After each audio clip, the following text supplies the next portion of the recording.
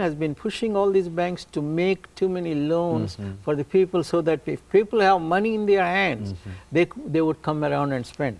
One of the major thrust is to see to it that the people with more money in their hands and they turn around and spend, that is going to create more jobs to others and so on and so forth. We call this a multiplier effect. Okay, so if the government spends $1, it is going to multiply so many times and create that income in the economy. Now that is what the Obama administration has been trying very hard, just like what President Roosevelt had done. Now, excuse me. Yes. Now, this is aimed primarily at those individuals who might be called discouraged workers. Is that? It's not only the discouraged workers, but also for the rest of the population. Rest of the people who are looking for jobs. The hardcore unemployed is only 6.5. I mean the people who are discouraged, you know. That is about 1 million, and we also talked about the other 6.5 million who have been unemployed for more than 27 weeks. So, create employment to them. Now that means what? The expenses are also going to go down in terms of unemployment compensation. Not only that, if they are employed, they're going to pay taxes.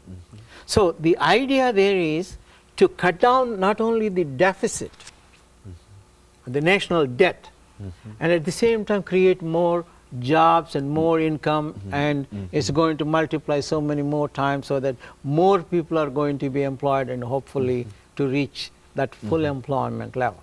That is what the objectives of the so here the Obama administration has started a stimulus plan. The stimulus plan amounts to about $787 billion package.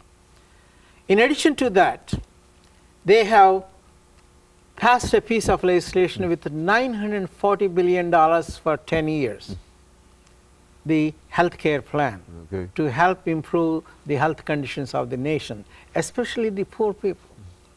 More than 30 million people who have been without the health insurance. That's an astounding and amazing number of people. It is an amazing number. And of course, the next thing is, are the rich folks happy?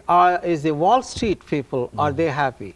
And they are more happy than anybody you can think of. Because if you look at the stock market, it has gone up more than 74% from its recessionary low in March 2009. So in other words, the economy has been improving, the prices of the stocks have gone up only because the potential for income earning capacity has been increasing. So there is a direct relationship between the earning power and the price of the stock. So if you look at that, starting from last year, March 9th, that was, you know, we were talking, even before that we were talking about the same thing. So the Wall Street is more comfortable than any of us. And that's why they are pumping in more money into the stocks and bonds.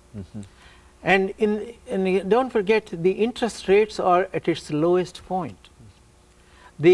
What they call prime rate, which the bankers give to their best customers, is only around 3.25.